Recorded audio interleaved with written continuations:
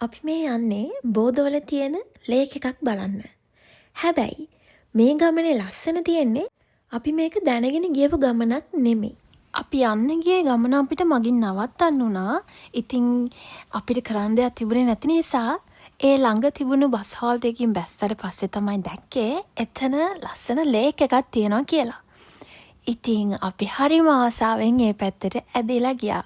මොකද ලංකාවෙන් මෙහෙට ආවට පස්සේ මේ සිටි එකෙන් එහාට අපි තාම ගිහිල්ලා නැහැ. මේ සිටි එක ඒෂන් බිල්ඩින්ග්ස් තියෙන සිටි එකක්. ඉතින් එහෙම නැත්නම් ගොඩක්ම තියෙන්නේ වින්යාඩ්ස්.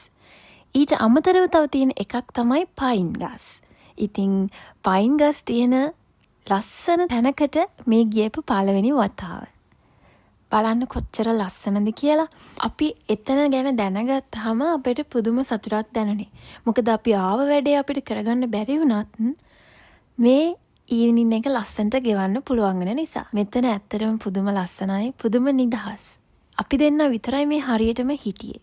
ඉතින් අපි හරිම නිදහසෙන් මෙතන තියෙන ලස්සන රස විඳලා ඉන්නකොට එකපාරම අමුත් එක්ක ආවා. ඒ තමයි මෙන්න මෙයා. මෙයා වැවට පැනගෙන හොඳට සෙල්ලම් කරන්න පටන් ගත්තා. අපිත් හරි ආසාවෙන් බලාගෙන හිටියා. ඉතින් මේ වැව තමයි බෝධවල තියෙන බෝධෝ ලේක් එක. බෝධෝ ගොඩාම ප්‍රසිද්ධ වයින් වලටයි පයින් ගස් වලටයි තමයි. මේ වැව ආටිෆිෂල් එකක්. ඒ කියන්නේ නැචරලි ආපු වැවක් නෙමෙයි, මිනිස්සු හදපු වැවක්.